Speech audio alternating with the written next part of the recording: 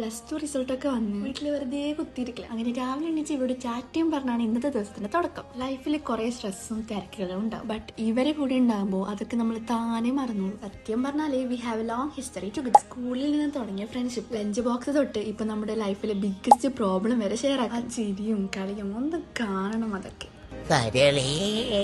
Current പോയടാ, പോയി നീ കൊളാക്കി.